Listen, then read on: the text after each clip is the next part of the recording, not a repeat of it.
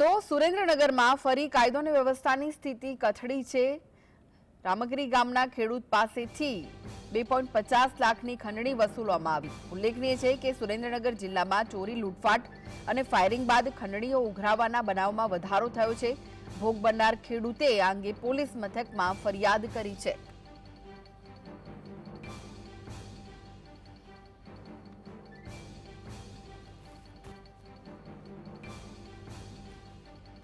તો આ વિશે વધુ માહિતી માટે જોડાઈ ગયા છે સંવાદદાતા ફઝલ। ખેડૂત પાસેથી ખંડણી ઉઘરાવવામાં આવી છે, શું વિગત છે?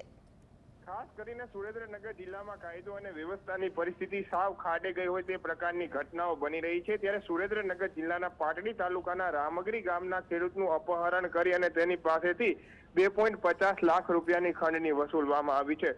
સુરેન્દ્રનગર જિલ્લામાં ચોરી, લૂંટફાટ અને ફાયરિંગની ઘટનાઓ બાદ હવે ખંડણીની ઘટનાઓ બનતી હોવાનું સામે આવ્યું છે।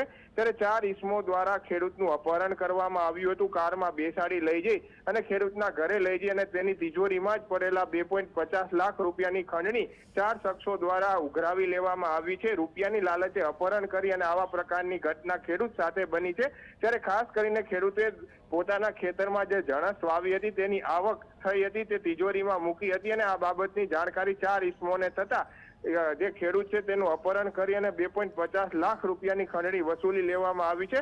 જોકે ભોગ બનનાર ખેડૂત છે તેના દ્વારા ફરિયાદ દાખલ કરવામાં આવી છે। બજાણા પોલીસ સ્ટેશનમાં આ અંગે ગુનો દાખલ કરવામાં આવ્યો છે અને આ દિશામાં પોલીસે પણ તપાસ હાથ ધરી છે। પરંતુ મોટી વાત એ છે કે ખેડૂત સાથે પણ હવે આવા પ્રકારની ઘટનાઓ બની રહી છે। ખેડૂત પરસેવો પાડી અને પોતે ખેતરમાં ખેત પેદાશ ઉગાડી અને ઉપજ લેતો હોય છે અને તેની આવક જે થતી હોય છે તે આવી ખંડણી ખોળો પડાવી લેતા હોવાની બનાવો સુરેન્દ્રનગર જિલ્લામાં વધી રહ્યા છે। એટલે કાયદો અને વ્યવસ્થાની પરિસ્થિતિ પણ સુરેન્દ્રનગરમાં ખાડે ગઈ હોય તે પ્રકારનો બનાવ છે તે હાલ સામે આવ્યો છે। જી આભાર માહિતી આપવા માટે।